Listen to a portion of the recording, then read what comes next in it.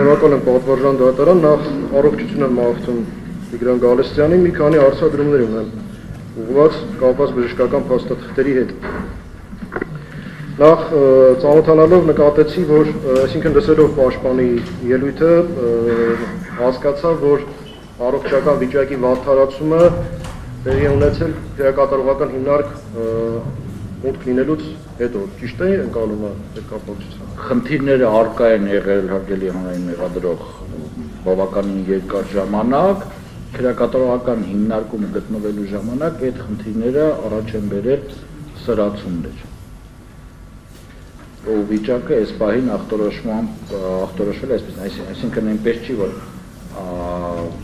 առողջ մարդը ընդունվել է, հենց այնտեղ ձեռք է բերել, ես անկեղծ ներկայացնում եմ, այդ խնդիրները եղել են, այդ ճողվածքները եւ այլն, այնտեղ անպատասխան պայմանների ամենայն հավանականության պատճառով խնամքի, որ չի կարողանում նայել այդ խնամքի, դրանք սրվել են ու առաջաբերել այս իրավիճակում գտնվումը, այսինքն ցավեր միշտ ունեցել է եւ այլն, բայց որ հենախ շարժողական համակարգի վրա ազդի, հենախ շարժողական համակարգը խափանվի, այսինքն այդ թմրացություն չկարողանա քայլի, այդ առաջայեկել ամենայն հավանականությամբ պատշաճ խնամքի բացակայության պատճառով քրեակատարողական հիմնարկ ներկայացվելուց հետո։ Շնորհակալ եմ, իսկ շարժասայլակով տեղափոխվելու խորհուրդը երբ է տրվել։ Երբ որ առաջին անգամ տեղափոխվել է Իզմիրյան բժշկական կենտրոն, հետազոտությունները ու բուժման, այսպես ասած, նախապատրաստական շրջանը սկսվել է, պարզվել է, որ ինքնուրույն գործողություններ այդ առումով չի կարողանում կատարել։ Դրանից հետո միշտ եղել է կամ պառկած, կամ անվասայլակի վրա, այսինքն մոտավորապես հոկտեմբերի 16-17-ից սկսած, երբ որ առաջին անգամ գնացել է քրեակատարողական հիմնարկ։ Այդ ցավերից գանգատվելու եւ այլնի պատճառով է գնացել, դրանից հետո ինքը ոտքի վրա ինքնուրույն երբևիցե չի կանգնել։ Ձեր ներկայացրած փաստաթղթերի համաձայն, եթե ես ճիշտ եմ ընկալում, դեռևս հոկտեմբերի 31-ին ցուցում է տրվել 7-ից 10 օր, խորհուրդ է տրվել ընդմիջել բուժումը, վերականգնողական բուժումը եւ 7-ից 10 օր օգտվել նստասայլակից։ Եթե չեմ սխալվում, վերջի երկու նիստերին Տիգրան Գալստյանը նստասայլակով է, դա ավելի է անում, կամ 20 օր արդեն։ Արդյոք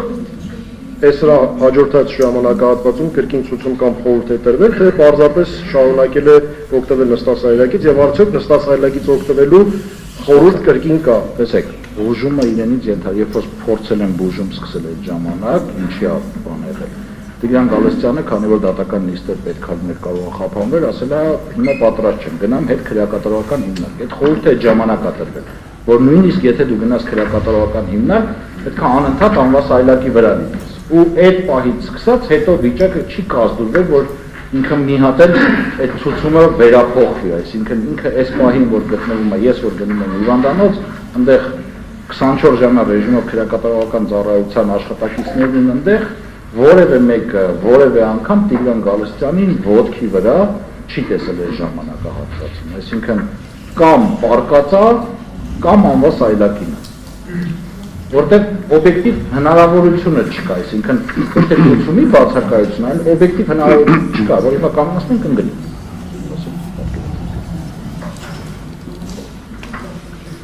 Մեկ հարց է, 31-10-ի դրության դուրս գվելիս Տիգրան Գալստյանի առողջական վիճակը գնահատվել է միջին ծանրության։ Դրանից հետո առողջական վիճակի ծանրության գնահատում կատարվել է, եթե այո, ստաբիլ է եղել վիճակը, թե ծանրացում կամ բարելավում է։ Փաստաթղթային առումով բարելավում չկա, բարելավում լինելու պարագայում քրեակատարողական հիմնարկից հետ չէր ուղարկվի Իզմիրյան բժշկական կենտրոն։ Մի քիչ մանրամասներ կա, որ կարող եմ ներկայացնել, բայց ցենց հրապարակային չէ, էլի անհնար է եղել քրեակատարողական հիմնարկում մի խոսքով սանիտարահիգիենիկ պայմանների եւ այլն հետ կապված մարդը հաց չի կերել, երբ որ գտնվել է քրեակատարող ուրիշ խնդիրներից խուսափում։ Այդ է եղել։ Ու իրան տեղը բարելավում միանշանակ չի եղել, ընդ որում ավելի է եղել քներակի այդ անոթային համակարգի վրա պարոնացայի ճողվածքի ազդեցությունը շատ մեծ է, դրանից է բերվել դմբրվածությունը եւ մկանային համակարգի Լավ, ձեր տրամադրության տակ առկա է արդյոք այնպիսի փաստաթուղթ, որը կփաստեր, որ Տիգրան Գալստյանի բուժումը քրեակատարողական բժշկության պայմաններում հնարավոր չէ եւ արդյոք կան այնպիսի բուժումներ, որոնք բացառապես արտաքրեակատարողական եղանակով կարող են իրականացվել։ Ես կարող եմ, ասենք, կարող է բանալ թվա այդ պահը, բայց ցուցումների մեջ օրինակի համար նույն քրեակատարողական բժշկության կենտրոնից տրված պատասխանում այնտեղ նշված է, որ օրինակի համար եմ ասում, լողավազանային հաճախականություն եւ այլն եւ այլն։ Ակնհայտ է դա օբյեկտիվ իրականություն է, որ քրեակատարողական հիմնարկի պայմաններում այդ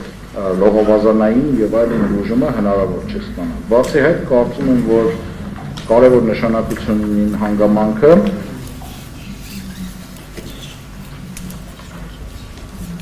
այդ հատվածը, որտեղ նշված է, որ Տիգրան Գալստյանին մշտական խնամք է նկատել է։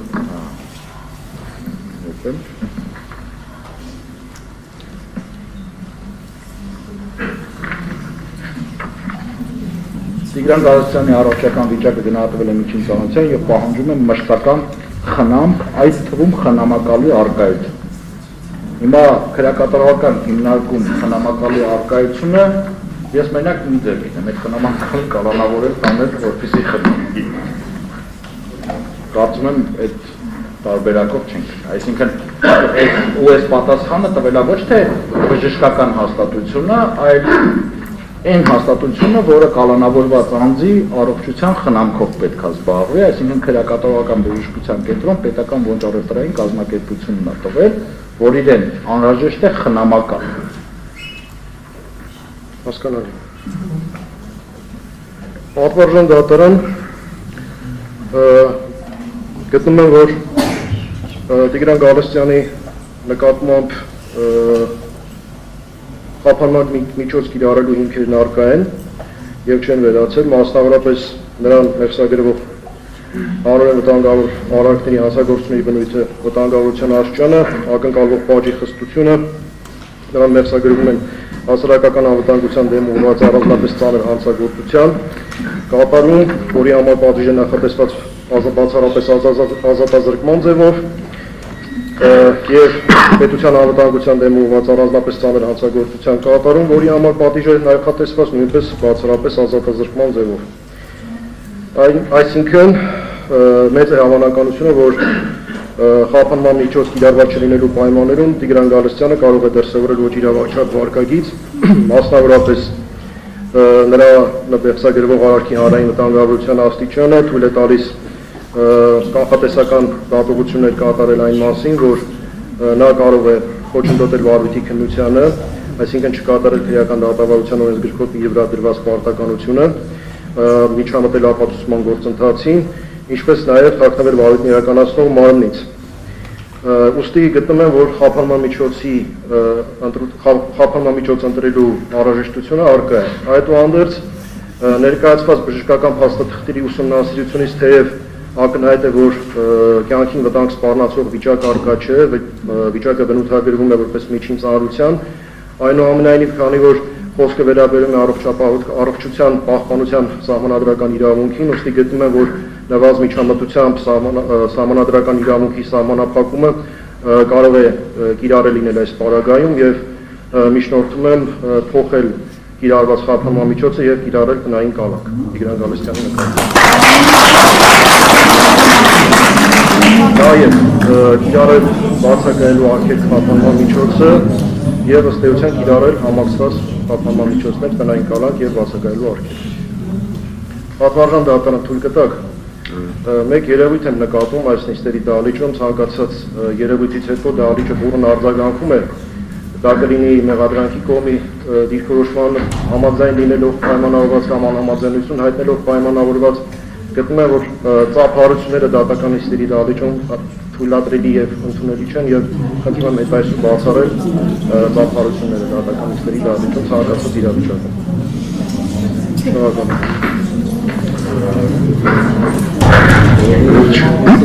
Վերջին նկատառումը մեղադրանքի կողմից իրականացվել է դատարանի կողմից,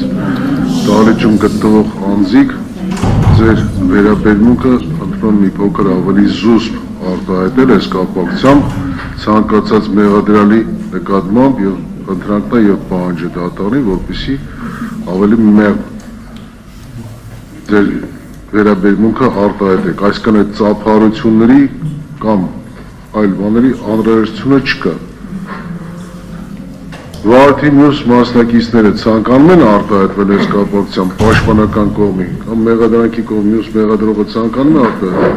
Պատվաստան դատարան, եթե հիշողությունը չի դավաճանում, առկա կալանք կապամիջոցը կիրառելու ժամանակահատվածում, նաև կիրառված են եղել սահմանափակումներ, դրանք խնդրում եմ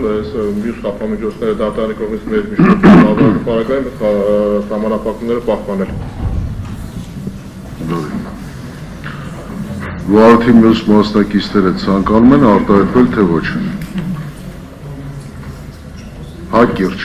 Պատվարժան դատարան, հրապարակային դատականության պարագայում եւ ներկա անձանց եւ առհասարակ հասարակության համար լուրջ բժշկական գիտելիքների տիրապետելու անհրաժեշտություն չկա, այն փաստի ուժով, որ անձը գնացել է քննչական կոմիտե իր ոտքով, իսկ դատարանը ներկայանում հավասարակով, այսինքն անձի առողջության վատթարացումը կալանքի կրման պայմաններում եղել է ակնհայտ եւ նաեւ կիրառված սահմանափակումների պատճառով։ Ուստի գտնում եմ, որ եւ անձի առողջության կարեւորության տեսանկյունից եւ մարդասիրության սկզբունքի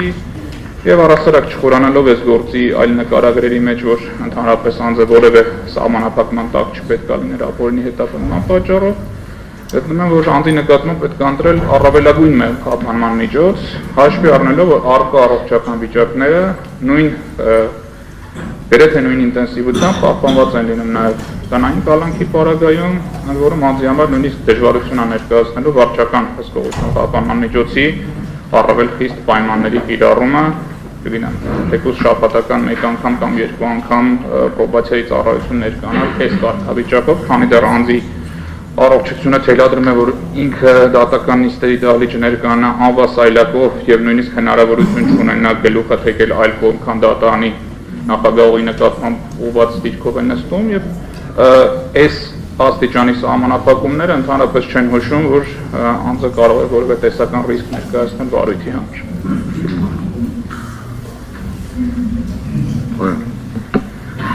Պատվաստան դատարան, չնայած հարգելի մեղադրողները միջնորդեցին, որ կիրառվի տնային կալանք, բայց այս ամբողջ դատաքննության ընթացքում այն անձանց նկատմամբ, որ կիրառված է տնային կալանք, բոլորից պարզ դարձավ, որ բժշկական օգնություն ստանալու հարցում բավականին լուրջ խնդիրներ են առաջանում, հատկապես էլեկտրոնային սարքերի կրելու պայմաններում, իսկ Տիգրան Գալստյանը, ինչպես տեսնում ենք, ողնաշարի հետ կապված եւ այլ խնդիրներ ունի առողջական, ինչով պայմանավորված նաեւ անհրաժեշտություն կարող է առաջանալ հետազոտությունների ենթարկվել եւ այդ էլեկտրոնային սարքը նրա համար խնդիրներ կառաջացնի եւ կարծում եմ, որ այս պայմաններում ճիշտ է, որպեսզի նրա նկատմամբ կիրառվի վարչական հսկողություն։ Նորե, Տիգրան Գալստյան, ցանկանում եք արտահայտվել։ Մեկ հարց։ Ես չեմ արտահայտվել միջնորդությամբ։ Ես մեկ հարց կտամ, հետո դուք մանկանք։ Այլընտրանքային խափան միջոցներ կիրառելու հետ կապված դուք ի վիճակի կլինեք այդ պայմաններում ճիշտ ժամին ներկայանալ դատական նիստին, թեկուզ որևէ անձի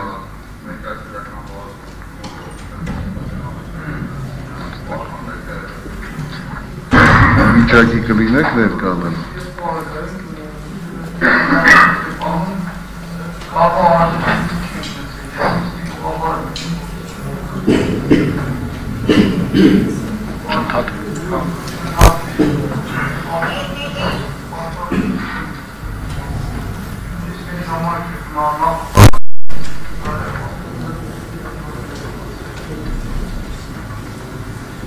Բարի։ Ուրեմն սահմանափակվում է ելույթները, բացառությամբ պաշտպանի Ռուբեն Մելիքյանը չի ներկայացել պաշտպանը։ Չէ, չի ներկայացել։ Եթե կարճ ցանկանում եք արտահայտել, կարճ պաշտպանը։ Այո, պատվարժան դատարան։ Տեսեք, առողջական վիճակի, քանի որ ոնց որ նախորդ դատական նիստերից այս հարցը երբ որ քննարկվում էր, հանրային մեղադրողների խոսքը այդ առումով չի տարբերում խափան միջոց ընտրելու անհրաժեշտությունը կապված, այսինքն մեղսակրված արարքի հանրային վտանգավորություն, դրանից բխող որոշակի վարկագծի հավանականություն, բայց քանի այս process-ը շարունակվում է, այդ գործողությունների հավանականության վերաբերյալ փաստական տվյալներ պետք է ներկայացվեն։ Հիմա մենք գտնվում ենք մի իրավիճակում, այսպես ժողովրդական խոսք կա, էլի, հանրային մեղադրողները այդ ասելուց վկայակոչվում են մեղադրական եզրակացությունը, որը հաստատվել է իրենց կողմից։ Դրա հիման վրա դատարանը որոշում է կայացնում, հետագայում վկայակոչվում է այդ որոշումները, որոնք որ բողոքարկվել են եւ այլն։ Այսինքն փաստ որպես այդպեսին մենք չունենք, մենք ունենք դատավարական փաստաթղթեր, որոնք հիմք ընդունելով միջնորդվում է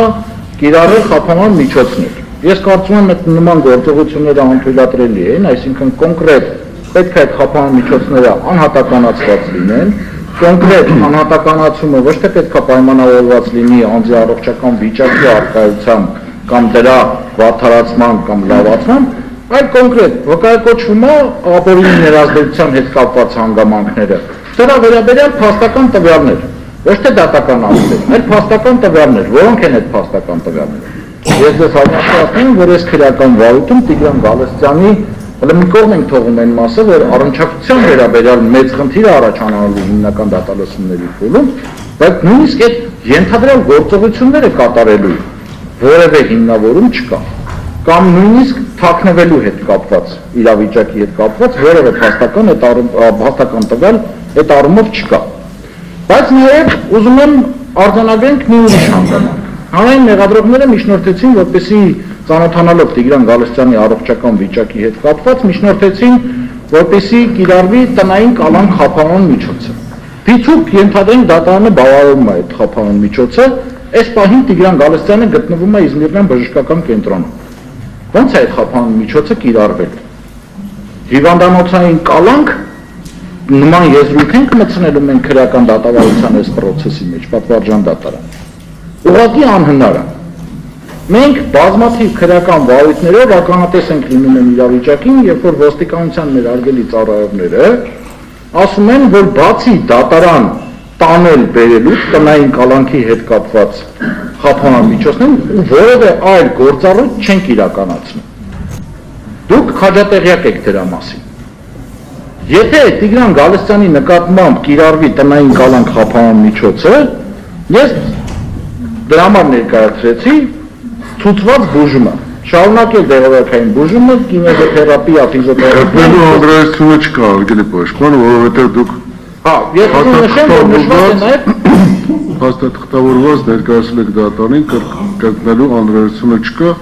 Իրավիճակն եմ ուզում ներկայացնել։ Դատարանը այս ընդմիջման ընթացքում նաև հնարավորություն ունեցավ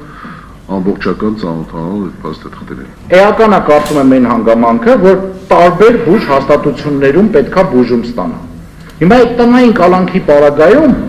մենք կոպիտ ասած անընդհատ ընկնելու ենք դատարանի դուռը, որ չեն տեղափոխում թույլտվությունը, տալիս է դատարանը, ոնց անենք դուք ձեր միջոցներով գնացեք կամ շտապօգնությունով գնացեք, այս հիվանդության պարագայում շտապօգնությունը բնականաբար որևէ գործառույթ չի իրականացնելու ու շարունակելու ենք մնալ այդ անվերջ շրջապտույտի մեջ պատվարժան դատարան։ Խնդիրը դրանում է։ Երեք դիցուկ, երեք չարաչար ես եղել եմ Տիգրան Գալստյանի մոտ, քանի որ կալանքի տակ էր գտնվում ու բազմապրոֆիլ գործողություններ պետք է արվեր։ Իզմիրյան բժշկական կենտրոնում նյարդավիրաբույժ չկար։ Այլ հիմնարկից խնդրել են եւ այլն իրենց միջոցներով հրավիրեն եկել այստեղ։ Եթե ինքը կալանքի տակ չգնար, կգնար նաեւ այն բան։ Ու նաեւ այն մյուս պրոբլեմը։ Սահմանափակվենք։ Այն մյուս պրոբլեմը պատվարժան դատարան, որ առկա է Տիգրան Գալստյանի մոտ, որը էլի առանձին բուժում է, շագանակագեղձի հետ կապված առանձին բուժում է ենթադրում։ Տեսեք, մենք հեռու ենք այն մտքից, որ Տիգրան Գալստյանը կարող է թաքնվի, այդ վարքագիծն էլ խոսում են մասին։ Անցյալ նիստին Տիգրան Գալստյանն էլ նշեց, կոնկրետ բժիշկները թույլ չեն տալիս գալ։ Ինքը ասաց, ես չեմ կարող, պարտականություն ունեմ։ Ու ցավերով եւ այլնով ընդմիջվեց նախորդ դատական նիստի, որպեսզի բժշկական օգնություն տրամադրվի եւ այլն եւ այլն։ Ներկայացավ դատական նիստի։ Ես ինքս հավաստիացնում եմ ձեզ, վարչական հսկողություն կիրառելու պայմաններում ես ինքս կապահովեմ Տիգրան Գալստյանի, կլինի անվասայլակի վրա, կլինի մնացյալի վրա, ներկայությունը դատական նիստի։ Տիգրան Գալստյանի պատճառով ապացուցման process-ը, դատական քննության բնականon ընթացքը որևէ անգամ չի խաթարվել։ Մեր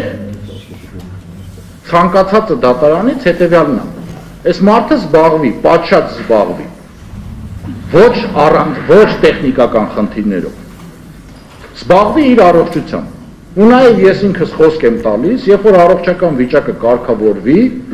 բերենք այդ ժամանակ լրացուցիչ, այդ հարցը ես ինքս քննարկման առարկա կդարձնեմ։ Եկեք հիմա քննարկենք, տնային կալանք հիմա տանենք, թե չտանենք, բայց առողջ մարդուն տանենք,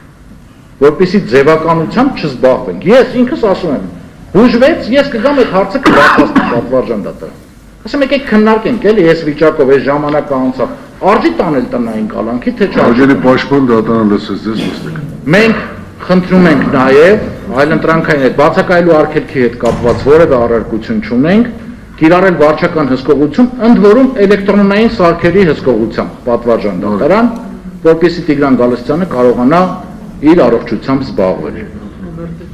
Նստեք։ Էներդեն անցել է, ցույց հաճախ չի անցնում։ MRT-ի կարիք չկա, չէ՞։ Պատվարժան դատարան, այո, ինքը անցել է MRT սեպտեմբերին, ինքն էլ խորհուրդ չի տրվում հաճախ անել, այսինքն բուժման ինչ-որ կուրս պետք է անցնի, որից հետո նոր MRT է։ Եթե դրա մենք առարկություն չունենք էլեկտրոնային միջոցների կիրառման, պատվարժան դատարան։ Մեղադրյալը որևէ բան ցանկանում ավելացնել, վարորդի մասնակիցներ դատարան լսելով վարորդի մասնակիցների կարծիքը գտնում է, որ քրեական վարորդի ընթացքում մեղադրյալի նկատմամբ նախորդիվ նշված կալանքի հիմքերը նվազել են եւ այլընտրանքային խափան միջոցների կամ դրանց համակցությունը իզորեն ապահովելու մեղադրյալ Տիգրան Գալստյանի վայրաշարժ վարքագիծը, հետեւաբար դատարանը որոշեց հետևյալը. տնային կալանքի ժամկետը լեռանալուց հետո 2025 թվականին նոյեմբերի 25-ից հետո անմիջապես մեղադրյալի նկատմամբ համակցված կիրառել խափան միջոցներ, բացակայելու արգելքը եւ վարչական հսկողությունը։ Վարչական հսկողության ընթացքում մեղադրյալը պարտավոր է շաբաթը մեկ անգամ գրանցվել իրավասու մարմնում, այսինքն պրոբացիայի ծառայությունում եւ առանց վարորդի իրականացնող մարմնի թույլտվության չփոխել մշտական բնակության վայրը, չհաղորդակցվել սույն վարույթով, սույն քրեական վարույթով մեղադրյալների եւ այլ պաշտպանների հետ, մեղադրյալների այլ պաշտպանների հետ եւ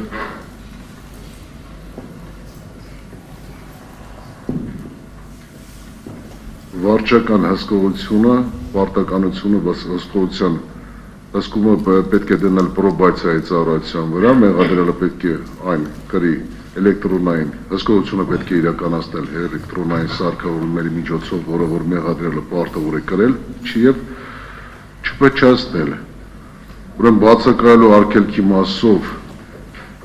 որոշման կատարումը կհանձնարարվի իրավասու մարմնին, վարչական հսկողության մասով բնականաբար պրոբացիայի ծառայությանը։ Որոշումը ստանալու պես այն կարող է 10-օրյա ժամկետում բողոքարկել Հայաստանի Հանրապետության վերաքննիչ քրեական դատարան։ Սա դատարանի որոշումն է։ Այսինքն նոյեմբերի 25-ը լրանալուց հետո վարչական հսկողություն համակցված բացակայելու արգելքով։ Ես պայմանները արդեն իսկ նշեցի։ Պարզ է։ Պատվարժան դատարանի բարձաբանման հետ կապված, այսինքն մինչև ամսի 25-ը կալանքի քրեակատարական ծառայության աշխատակիցները մնալու են մինչև ամսի 25-ը։ Մինչև ամսի 25-ը մեկ վայրկյան լսեք, ուշադիր ես ասել։ Կալանք խափան միջոցը ընտրված է մինչև նոյեմբերի 25-ը։ Բարձ հստակ դատանը որոշումը կասեց։ Խափանան միջոց կալանքի ժամկետը լեռանալուց անմիջապես հետո խափան միջոցներ են համակցված կիրառվելու։ Կիրառումը խափան միջոցները, բացակայելու արգելքը համակցված վարչական հսկողության հետ։ Նորից եմ կրկնում, շաբաթը մեկ անգամ մեղադրյալը պարտավոր է գրանցվել պրոբացիայի ծառայությունում, շփվել, շփում չունենալ սույն վարույթով, քրեական վարույթով մեղադրյալների եւ նրանց պաշտպանների հետ, մյուս մեղադրյալների եւ Բացի այդ, նաև չփոխել իր բնակության հասցեն, իսկ փոփոխելու դեպքում բնականաբար այդ մասին տեղեկացնել դատարանին։ Հաշվի առնելով նաև առողջական վիճակը, դատարանը անգամ ժամային սահմանափակում չի կիրառում։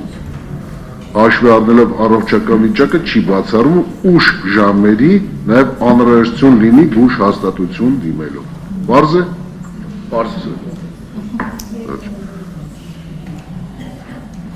Հաջորդի մյուս մեղադրյալի հետ կապված դատարան 10 րոպե կարող է կրկիչում հայտարարել։ Կրկիչում 10 րոպե չէ։ Չկա առարկություն։ 10 րոպե չափով չէ։ Այդ տաղտաները